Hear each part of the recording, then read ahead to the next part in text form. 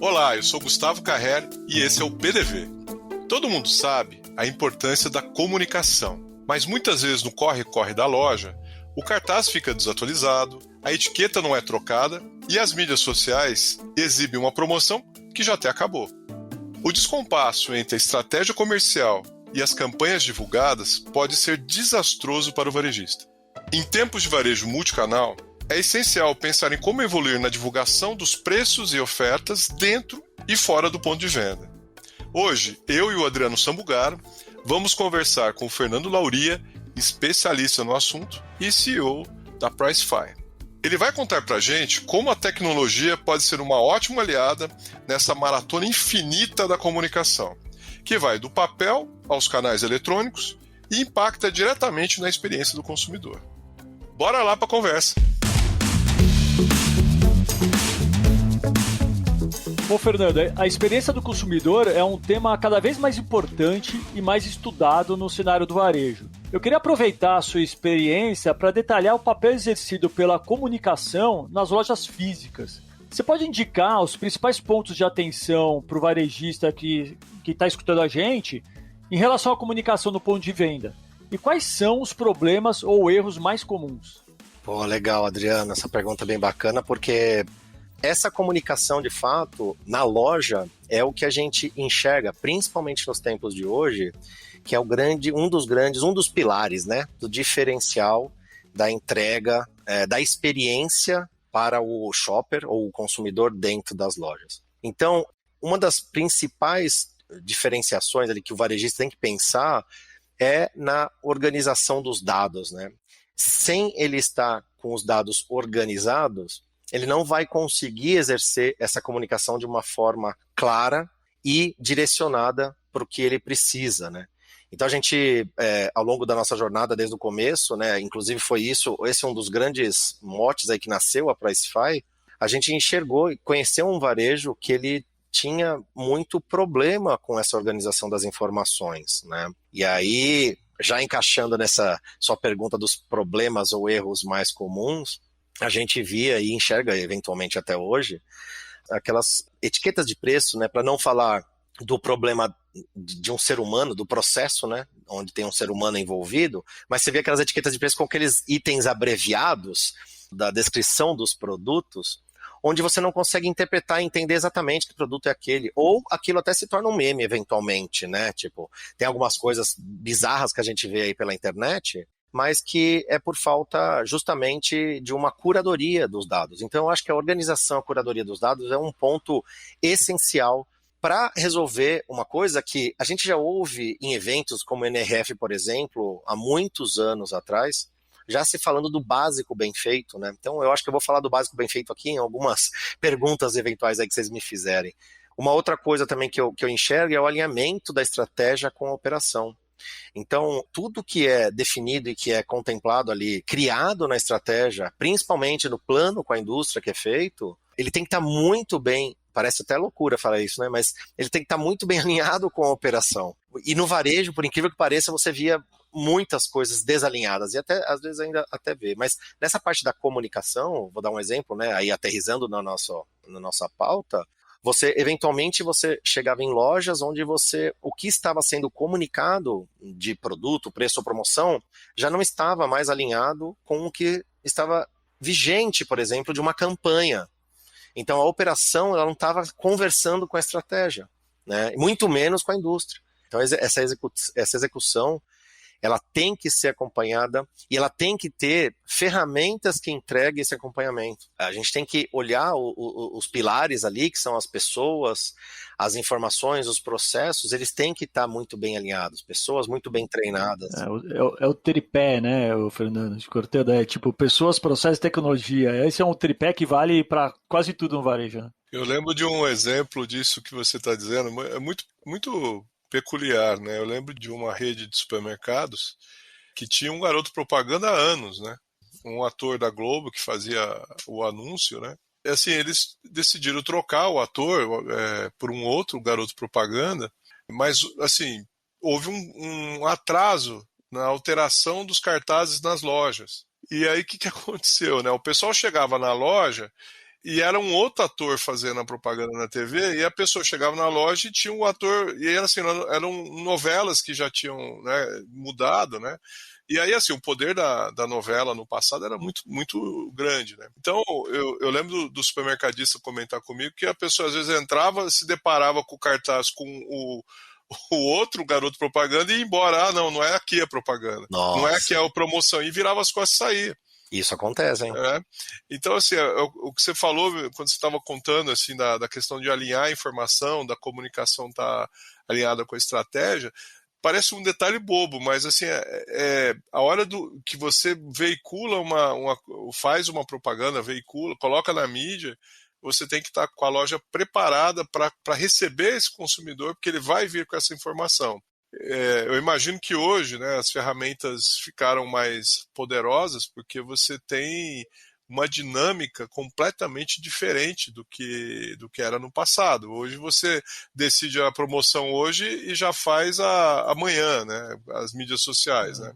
Eu ia até te perguntar como que, na prática, Fernando, como é que vocês atuam ajudando o varejista nesse sentido?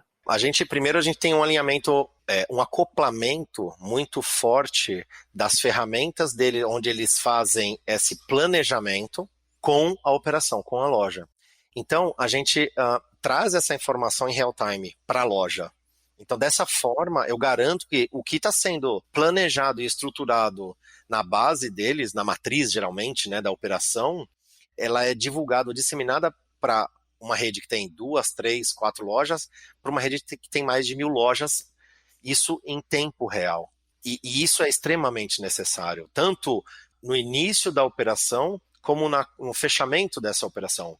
Porque como a gente estava conversando agora, o Gustavo até falou, se você tem uma campanha no ar, e essa campanha tem um prazo de validade, tem que ser respeitado, e ele tem que ser substituído ou finalizado no tempo correto e simultaneamente. Você tem um problema sério de comunicação, de padronização da sua comunicação dentro das lojas, o que faz, eventualmente, quando você entra numa loja, é um negócio até da nossa mente, ela não associa algo que você viu, por exemplo, numa propaganda na televisão, ou você foi afetado hoje em dia, cara, hoje em dia a gente é afetado em mídias aí sociais absurdo, só que você não consegue fazer essa associação se não tiver isso interligado, né?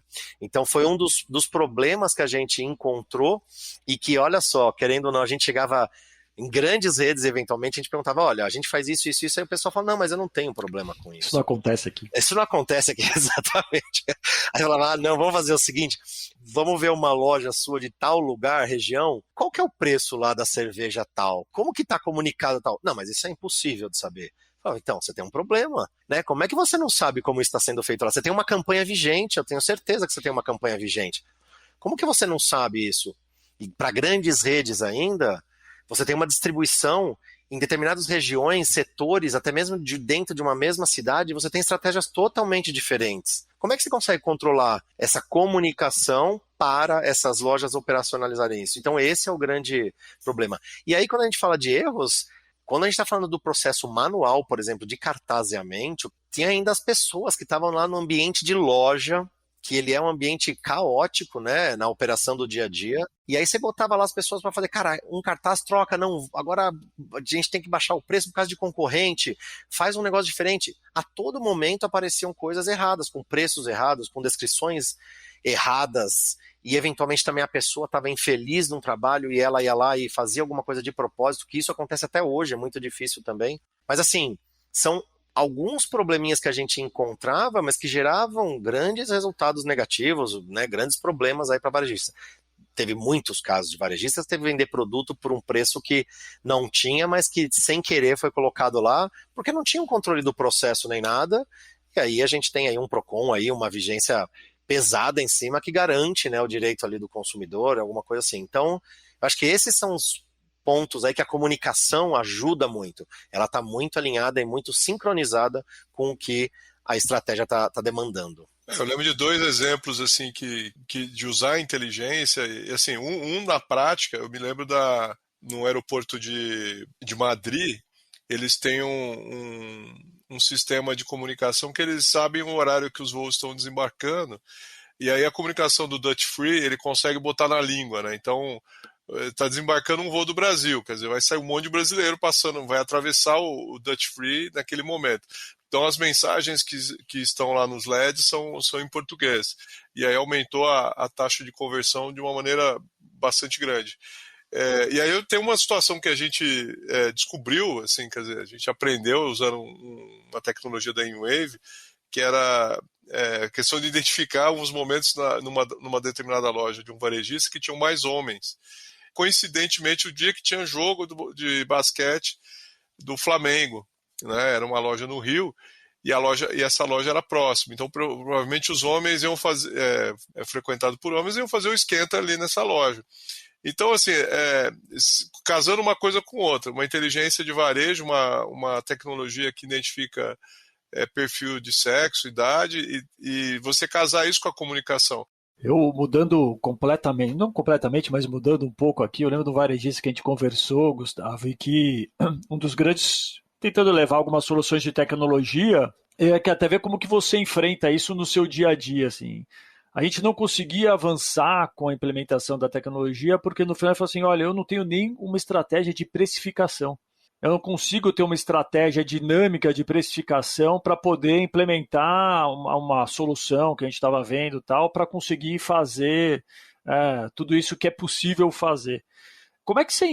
Como que é para você essa barreira da tecnologia, de implementar essa tecnologia em alguns varejistas, né? Porque você precisa, como a gente estava falando antes, precisa de uma preparação interna, né? Muito importante de precificação, ou seja, de análise de mídia social, enfim, tem uma série de coisas que envolve que o varejista precisa estar preparado para isso, né? De análise de dados, enfim. Quais são as barreiras aí que você enfrenta?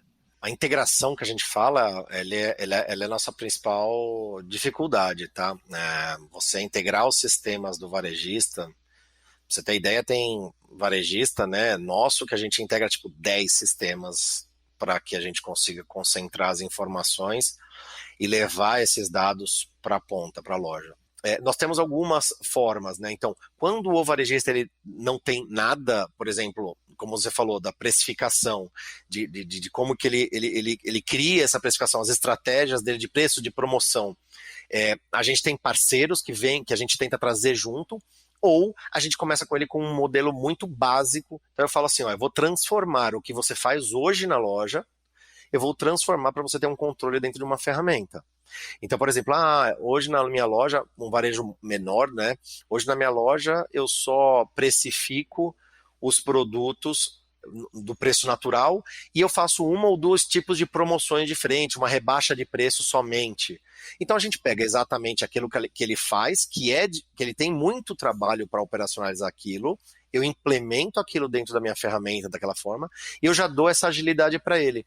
É começar traduzindo o que ele tem hoje e que é difícil para ele fazer, traduzindo para uma automação, para uma garantia de dados e para essa transformação dessa parte de comunicação. Eu acho que esse é o principal ponto. E depois é uma evolução constante. Pô, legal. O Fernando, o varejo tem adotado tecnologias, né, e para melhorar seus processos e tem tentado reinventar suas estratégias de venda para tentar para atender a necessidade do consumidor que cada vez está mais exigente, enfim, né? E na sua opinião, quais que são as tendências para os próximos anos? Esses dias eu participei de um evento e foi um futurólogo falar lá. Achei muito legal. Futurólogo, cara. Eu nunca tinha visto um negócio desse aí, assim. É isso aí, é meio futurologia. E perguntaram para ele o que ele achava do futuro, se ele tinha alguma opinião formada e tal. E muito legal, ele falou, cara, não sei nada do que vai acontecer no futuro.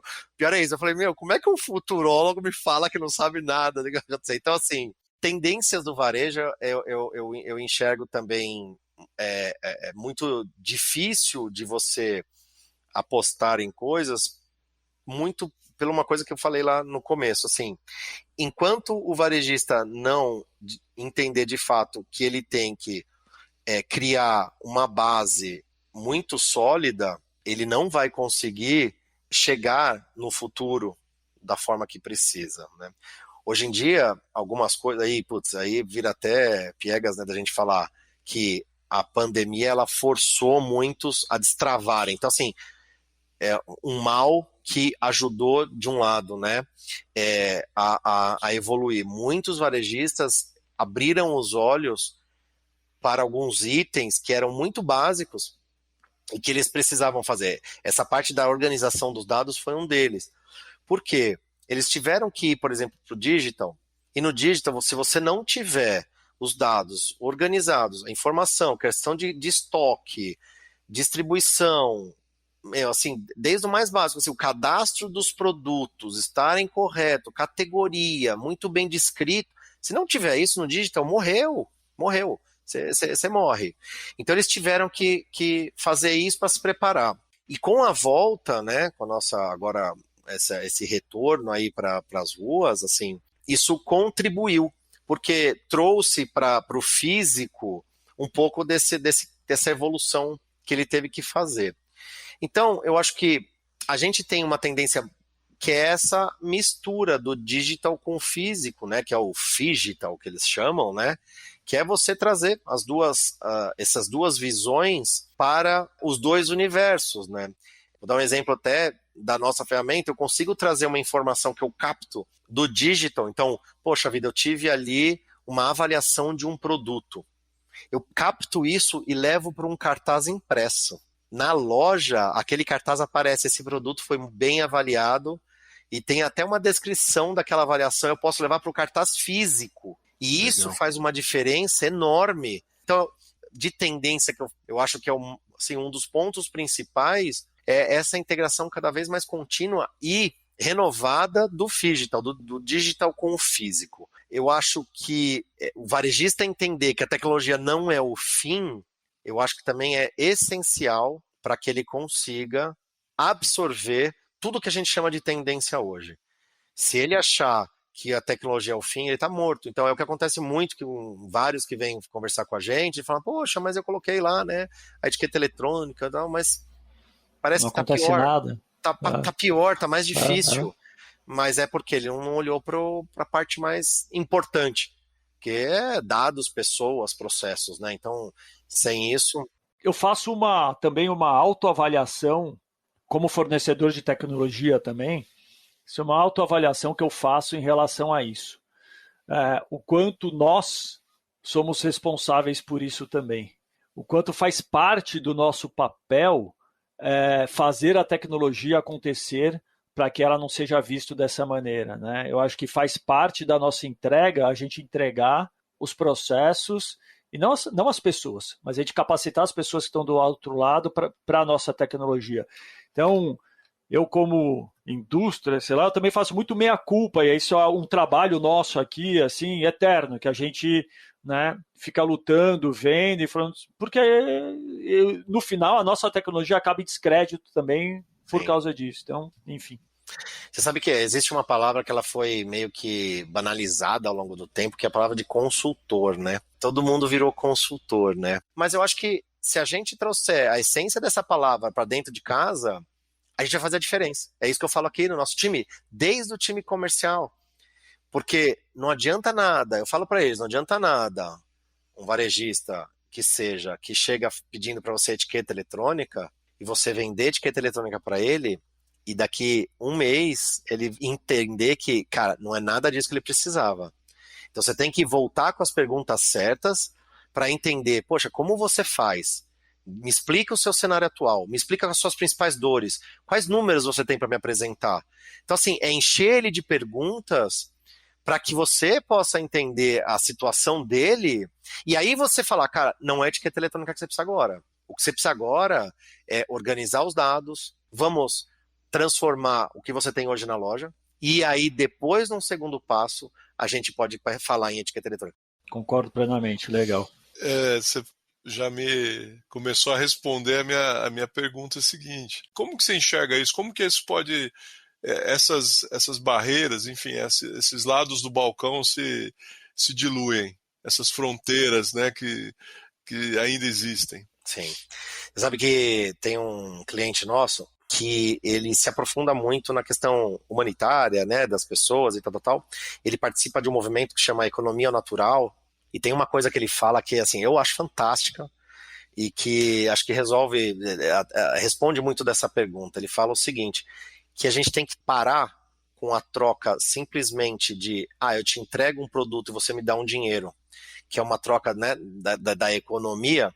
Então, assim, eu tô te dando um produto, você tá me dando dinheiro e tchau e bênção. Cada um vai para um lado, né? Transacional, por uma coisa muito mais complementar, muito mais que é o que eles chamam do natural, é de você entender o outro, entender a necessidade, apoiar, e essa troca, no fim das contas, ela é de fato uma coisa que deve acontecer, claro, né? Ninguém está falando que não tem que ter isso, mas que você garante muito além do que simplesmente essa troca, esse movimento transacional. Então, eu acho fantástica essa definição dele, e eu acho que partindo desse princípio é que a gente consegue trazer muito mais resultado para todo e qualquer negócio que a gente feche ou converse com potenciais clientes nossos. Eventualmente, é até passível das vezes a gente até não fechar um negócio pelo debate que aconteceu, porque o varejo às vezes ele fala, poxa, eu preciso então dar um passo atrás aqui para depois a gente conversar